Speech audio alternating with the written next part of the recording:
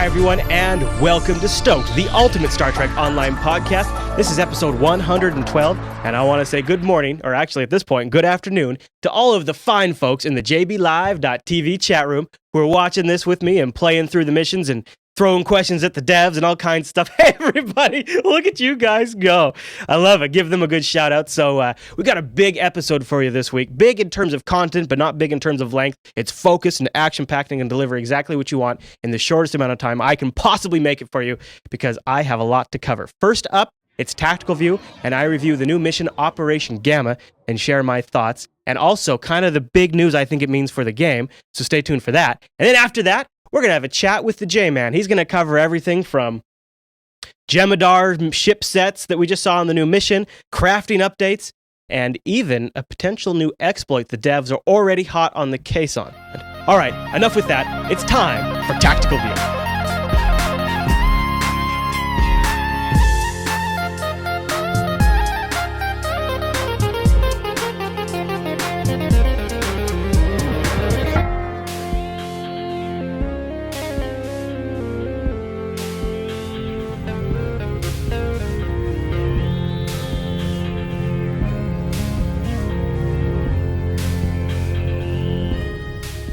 And welcome to Tactical View. I'm all jazzed up this episode because I had a blast. I knew I had a particular itch I wanted scratched when I came downstairs to play this mission on the live stream. I hadn't figured out what it was. The first two missions definitely set me up to have a taste for combat, but I still wanted something a little fresh, and I think Cryptic totally nailed it. Putting me back in my shuttle was a ton of fun because the fly around experience in the shuttle it's something we've done before, but it's always fresh. It's always something a little different because it's so maneuverable and your abilities are so much more limited. Sometimes the constraints make it fun. So initially I thought, okay, this is going to be good. But you zone into Deep Space Nine, and having to fly around in Deep Space Nine is just so perfectly proportioned, and you disable these nodes and there's little combat workers. I thought, okay, I'm starting to feel this mission. This is going to be a good one. I'm gonna have fun talking about this on Tactical View. Shortly after that, the mission progresses and you proceed into the wormhole. First of all, there's this great cutscene where your shuttle looks like a boss leaving Deep Space Nine, approaching the wormhole. Once you enter the wormhole, you go to one of the first cutscenes in this game that literally made my heart pound. The adrenaline just came out when I saw this scene. It was gorgeous. Just a bunch of people sitting around in a shuttle interior, which is one of my favorite interiors to begin with, talking about the situation with the wormhole out the window. I loved it. And the mission just picks up from there, and it just keeps on delivering.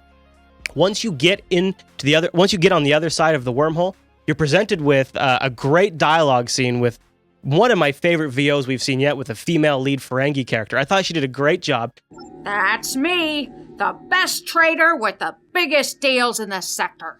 She reminded me so much of like a younger version of Moogie, Quark and Rom's mom. You know, she had that kind of gravelly sound, but didn't quite seem like she was in her 70s.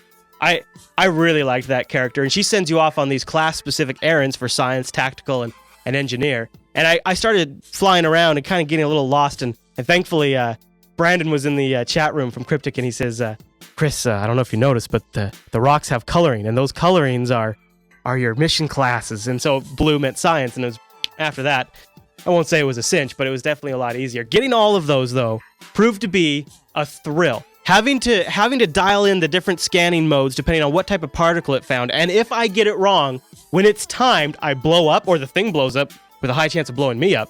Moving forward from there, I really liked the different options that were presented during the voiceover scenes. You once again run up to, you meet up with your Ferengi friend, and you're presented with a challenge.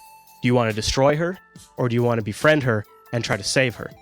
Those two options have a direct impact once again on the voiceover, kind of like we saw last featured episode. This time in space, and I really love that because it's more than just pressing F to continue. It's actually, and even in a very micro way, altering the story for me. And that improves, on such a large level, that improves gameplay replayability, that improves my involvement, feeling like a starship captain, those kinds of things. So I'm thrilled to see that, and I want to see that in all of the featured episodes. I asked for your commentary in my last Tactical View, and the feedback was you were a little bored. It was mixed, but I'd say it would lean towards you guys didn't like it very much. But you have to acknowledge, right? You couldn't have this mission we just had without those first two missions. And now it really seems to be a great backstory set for this. I think this is the perfect time if you know someone out there who's been tempted to join STOked because it's free to play now, but they haven't done it yet, tease them with this. They'll have to play for a little bit to catch up, and by that time we'll have even more featured episodes out. This, to me, is a free-to-play cincher. People see this and they're Star Trek fans. There's no way they're not. How would they not want to go see Bajor? How would they not want to travel through the wormhole and run through those rocks? It was so cool in the shuttle. It was a blast. And it, like I said at the top of this, it scratched that itch I had. And now I'm a little sad because now we realize there's more missions behind us than there are ahead of us. But we do them live every single Saturday over at jblive.tv. Just a few moments after the mission goes live on Holodeck, STOked goes live and we start playing it. So I invite you to join us. Now, at the end of this mission, there was some new loot. It looks like the beginnings of a Jem'hadar ship set. Now, I don't know much about it, but a little birdie tells me the J-Man might. So let's go chat with the J-Man.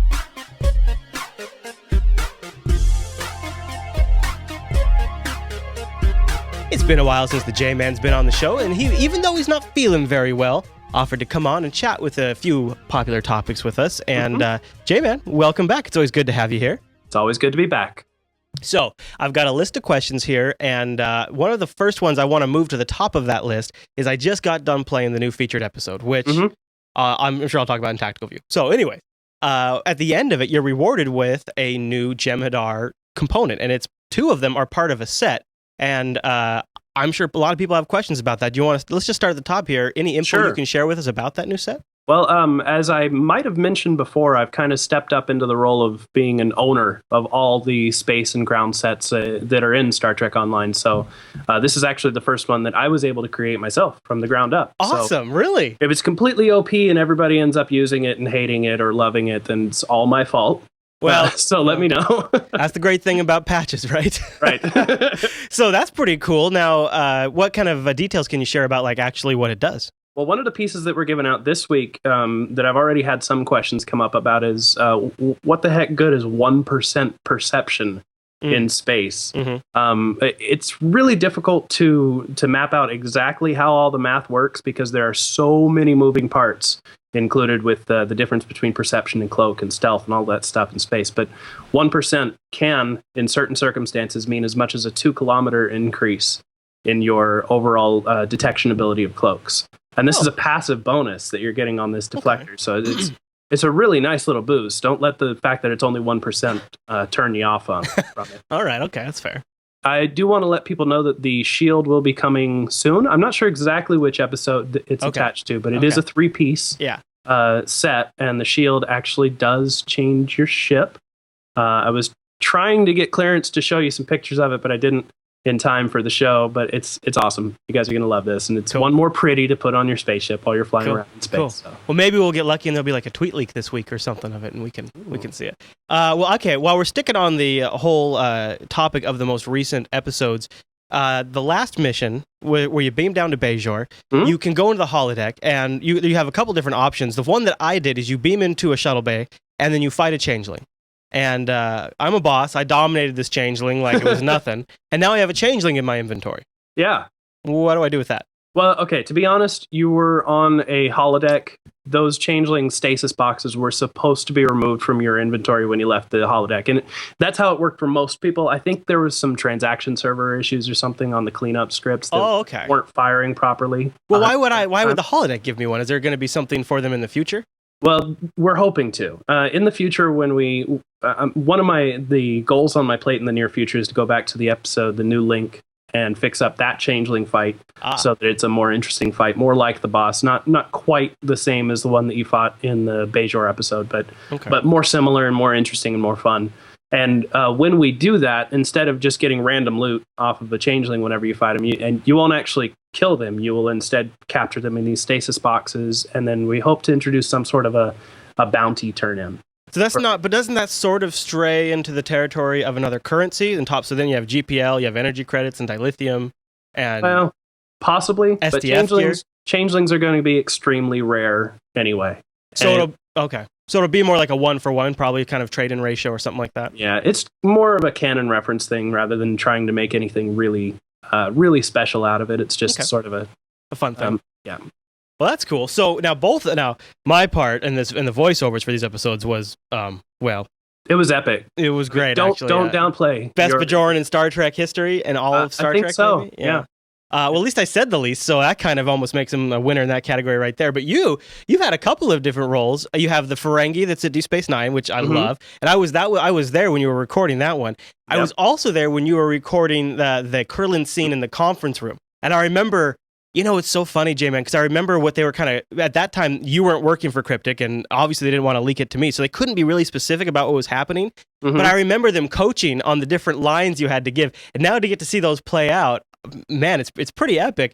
You have any takeaway experiences or thoughts on doing the VOs or any maybe upcoming VOs we can look forward to? Well, I'm just glad that they liked what I did, because it would have been kind of upsetting to now have the feature episodes go live and have somebody else playing Curlin. It would have been like, yeah, I wasn't good enough. So it was nice to get my voice in there. Would have been honestly, great. What they should have done is they should have had me record it here in the studio and then just send it in. And would have been a great swap, and that would have been funny.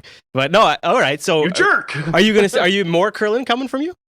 Yes. Like I said, I have one more line to record. They wanted me to do it this week, but I'm so sick. It would have not been Curlin.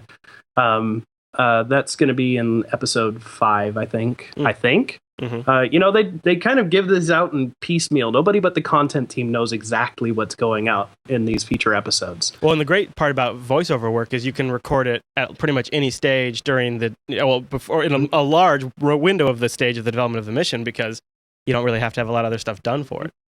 Even the first episode, I recorded most of that, like you said, when we were down there with STOked 100, but even just like 3 days prior, there were some decisions made that, we need an extra line here to kind of clarify to the players what's going on. And nice. So that was done just like 3 days prior to the episode actually going live. It's kind of funny how like when you're working on something like that, how it starts to parallel an actual like TV production in a sense. It does. Like, last minute script changes and things like that to get an extra line in there. That's interesting.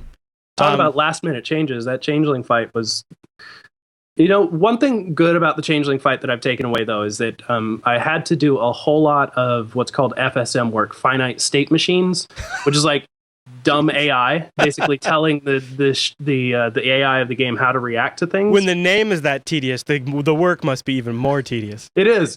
But this was my first experience with dealing with that. It's something that usually only the content team uses for things like marking out patrol paths and figuring out when a mission will progress and things like that. Mm-hmm. And it's not used all that extensively on the system sides of things. We tend to make, critters, we just give them powers and trust them to use them how we need them to. But this changeling had to be really tightly controlled, both for animation reasons and the powers that he was using. Sure, yeah. It was down to the wire to get all that AI stuff working as intended by the time we went live with that fight. But I think it was a great payoff, really. I mean, it seems I'm not being egotistical. I really love fighting that changeling, and it's partly because I made it myself, but partly because I think that learning so much about the inner workings of the game has really managed to help us be able to do all these more interesting things along the way. The better we get, the better the game gets. It's similar. Like you and I, back when we would work on shows, like we would have like perfect reference is Jupiter at Night was like one of the hardest things we had to do. But overall, doing a show that many times a night just made you and I better working together on air. It made we made a lot of technology improvements.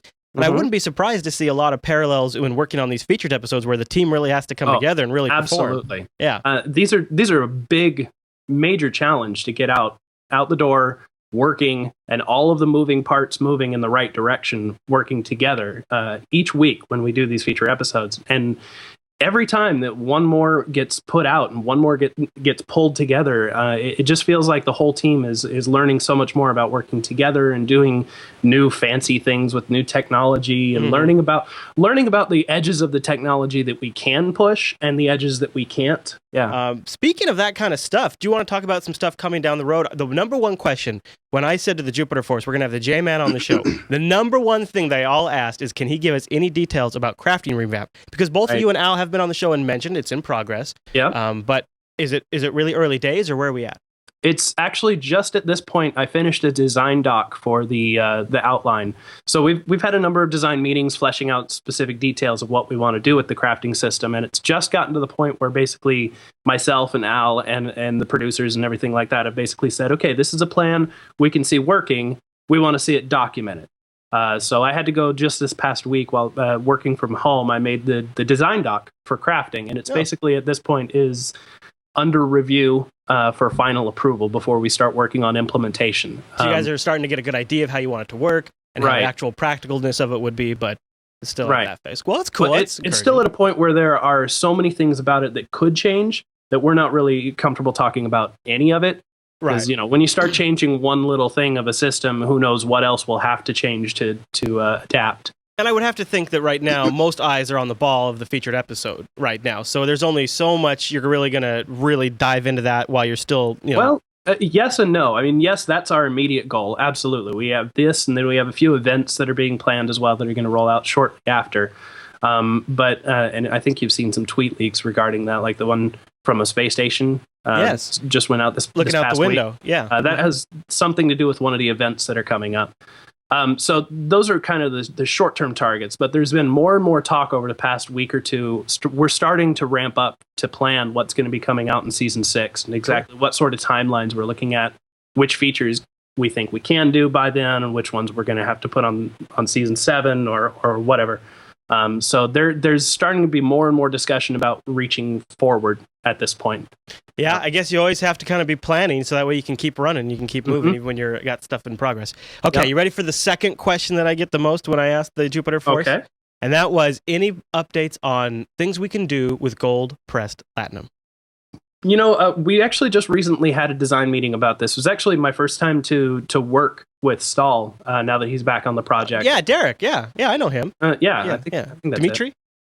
Whatever. David. Okay.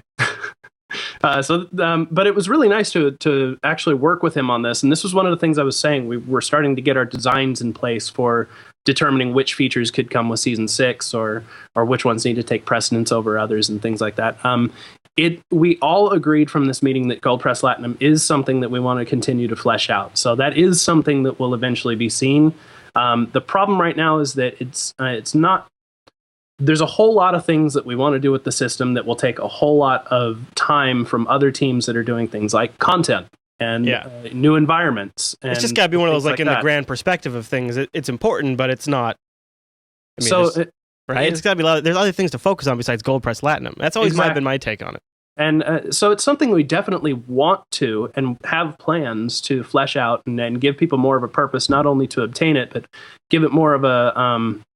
Well, we still want to tie it into things like with the introduction of the winter chance box, the winter event, we allowed you the opportunity to trade things back in for GPL. And that's something that we, at some level, want to continue to be able to do, to have the Gold Press Platinum currency tie somehow into the chance box system or something of that nature. So it's a fun currency, but it's not one that's going to overall really have any impact on the economy of the game. Yeah, exactly. And it is an economy that will exist in a vacuum, basically. It doesn't need to impact the game because that's specifically one of the design goals. It's not going to be any equipment. It's not going to be anything that impacts combat in any way. So that's an interesting approach. But I can't say exactly when those updates will start taking place.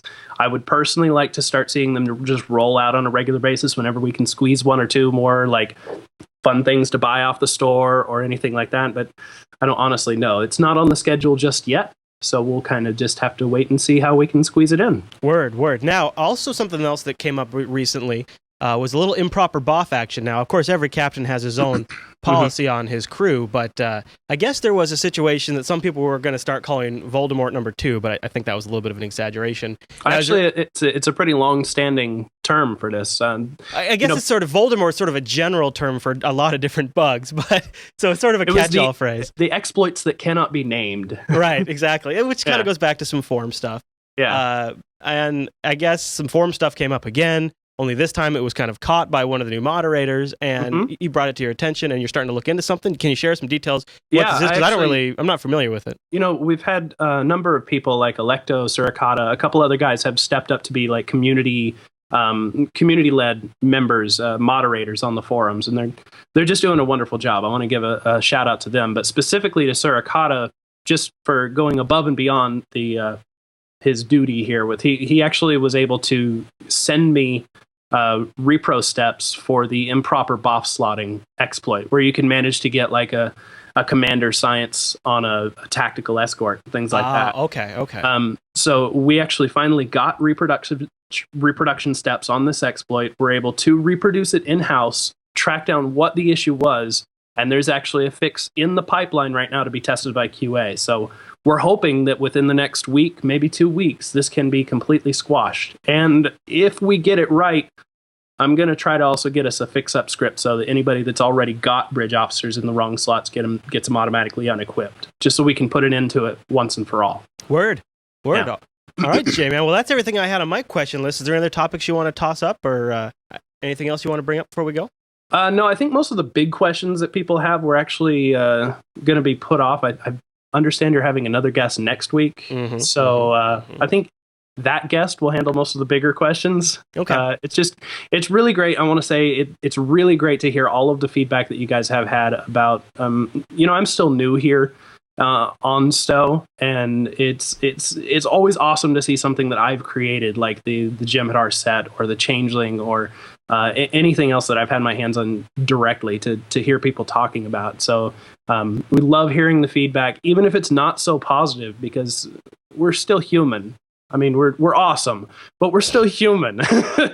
We do make mistakes sometimes, and balance is a never-ending process. Right.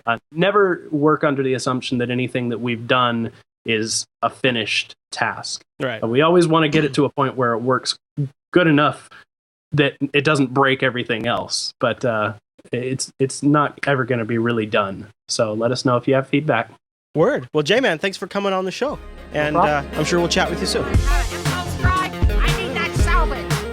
Whoops. Uh-oh.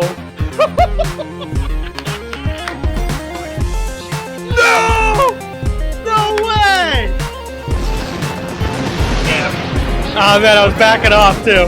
And that brings us to the end of this week's broadcast. I want to say thanks again to the J-Man for coming on. And of course, I want to say thanks to everybody in the jblive.tv chat room who joined me today. I encourage all of you to do that as well and have the experience of doing this live with us. Now, we're working on a new community feedback and we want to get your input. First of all, I want to remind you we have a poll that's up right now. Why does Deep Space Nine observe a 26-hour day? You can go cast your vote in the show notes.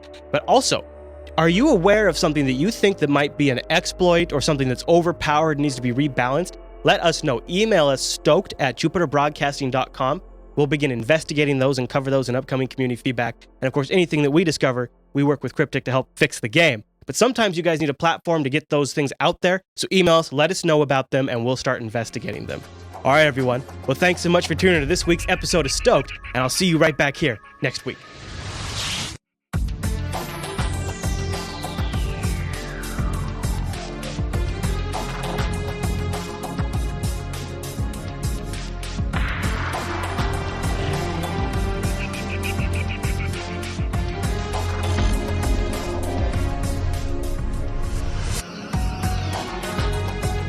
I'll give you one thing. It actually makes for flying around Deep Space Nine quite a bit of fun. Setting the course for the wormhole now. Oh my god, that's pretty. Oh my god, did you see that? Wow, that's some view. Wow. This is my first trip. Wow. My heart was pounding when I saw that. That is incredible. That was nice. Wow.